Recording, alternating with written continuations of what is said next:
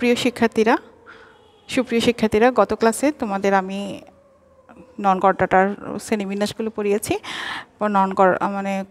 নন chordata পর্বগুলো পড়িয়েছি। আজকে chordata পর্বে দেখো কয়েকটা উপপর্ব রয়েছে। কর্ডাটা পর্বটাকে যে যতগুলো মেরুদণ্ড প্রাণী আছে বা ওদের মধ্যে কিছু আছে কর্ডেট, কিছু আছে নন কর্ডেট। যেমন একটা প্রশ্ন আসে, হয়তো তোমাদের সবসময় একটা প্রশ্ন আসে যে সকল মেরুদণ্ডী কর্ডেট কিন্তু সকল কর্ডেট মেরুদণ্ডী নয়। মানে এগুলো হচ্ছে কি কিছু প্রাণীর সারা বছরই মানে ভ্রূণ থেকে একদম জীবন অবসান পর্যন্ত তাদের মেরুদণ্ডে পরিণত হয় না, তাদেরটা নটকটই থাকে, মানে নমনীয় নটকটেই থাকে। আবার কিছু প্রাণী আছে যাদের মেরুদণ্ডটা ভ্রূণ অবস্থায় নটকট থাকে, পরবর্তীতে এটা স্থিতিস্থাপক মেরুদণ্ডে পরিণত হয়। এই জন্যই বলা হচ্ছে যে সকল মেরুদণ্ডী প্রাণী কর্ডেট কিন্তু সকল কর্ডেট মেরুদণ্ডী নয়। আচ্ছা যাক, এখন তোমাদের আমি পড়াচ্ছি কর্ডাটা পর্ব। কর্ডাটা পর্বটা কয়েকটি উপপর্বে বিভক্ত। একটা হচ্ছে ইউরোকর্ডাটা, তারপর হচ্ছে সেফালোকর্ডাটা, তারপর হচ্ছে ভার্টিফাটা। এই উপপর্বগুলোকে আবার কিছু শ্রেণীতে ভাগ করা হয়েছে। যেমন আমি আগে ইউরোকর্ডাটার একটা উদাহরণ বলি। ইউরোকর্ডাটার উদাহরণ হচ্ছে অ্যাসিডিয়া। এই পর্বের উদাহরণ অ্যাসিডিয়া, এটা অ্যাসিডিয়া ইয়েতে। তারপর এই পর্বে তিনটা শ্রেণী আছে, তিনটা শ্রেণীরগুলো বৈশিষ্ট্য শিখবা। ইউরোকর্ডাটার বৈশিষ্ট্য শিখবা, আমি বৈশিষ্ট্যগুলো এখানে লিখিনি, তোমরা বই থেকে শিখে নিবা। আর ইউরোকর্ডাটার বৈশিষ্ট্য থেকে জানতে পারবা এই প্রাণী সম্পর্কে। এবং এইটার শ্রেণী হচ্ছে তিনটা।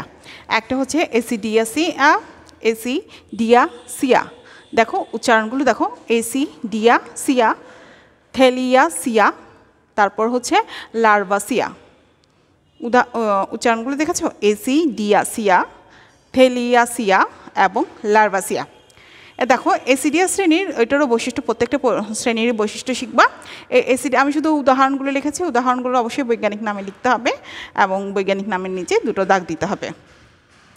দেখো প্রথম শ্রেণীর অ্যাসিডিয়াসিয়ার উদাহরণ হচ্ছে অ্যাসিডিয়া ম্যান্টুলা, অ্যাসিডিয়া ম্যান্টুলা। দ্বিতীয়টা হচ্ছে সালফা ম্যাক্সিমা, এটা হচ্ছে থ্যালিয়াসিয়ার উদাহরণ। তারপরটা হচ্ছে, আর যেটা হচ্ছে লার্ভাসিয়া, এটার উদাহরণ হচ্ছে ওইকোপ্লেউরা, তারপর হচ্ছে অ্যালবিকেন্স।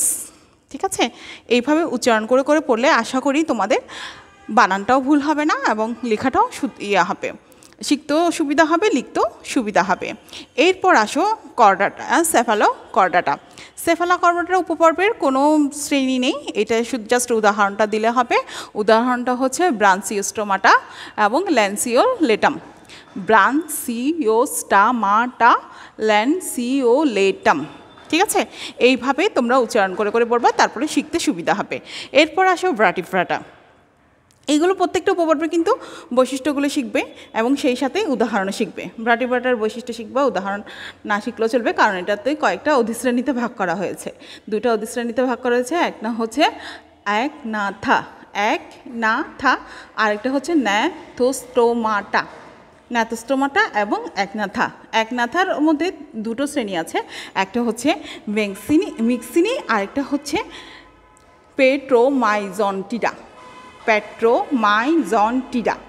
তাহলে দুটো অধিশ্রেণী, একটা হচ্ছে মিক্সিনি, আরেকটা হচ্ছে যে পেট্রোমাইজন্টিডা। এই ম্যাক্সিনি পর্বের উদাহরণ হচ্ছে, শ্রেণীর উদাহরণ হচ্ছে ম্যাক্সিনি গ্লুটিনোসা, ম্যাক্সিনি গ্লুটিনোসা। আর হচ্ছে পেট্রোমাইজন্টিডার হচ্ছে পেট্রোমাইজন ম্যারিনাস।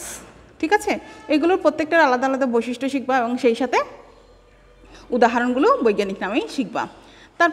তারপরটা আছে অধিশ্রেণী ন্যাথোস্টোমাটা। এখানে যেহেতু আগে জি আছে, কিন্তু জি এর উচ্চারণটা হবে না, শুধুমাত্র ন্যাথোস্টোমাটাই হয়তো হবে।